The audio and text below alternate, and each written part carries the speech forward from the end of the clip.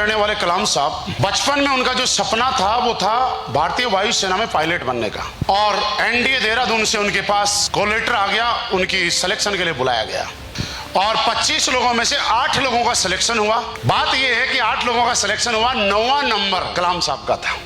अगर किसी का 22वां नंबर है, 12वां नंबर है, 20वां नंबर है, 18वां नंबर है, आदमी बर्दाश्त कर लेता है।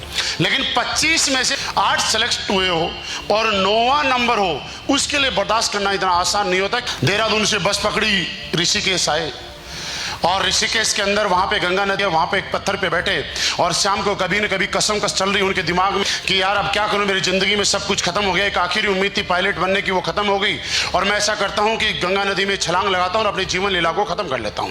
इतने में वहां पे एक महाराज जी है, शिवानंद महाराज जी, जिनका आश्रम था और वो हाथ से वो चलते फिरते आ रहे थे। उस लड़के को परेशान अवस्था में देखा, उनके पास गए, उनके कंधे पे हाथ रखा और पूछा क्या हुआ। तो उसने अपनी आप बीती दुख भरी कहानी सुनाई।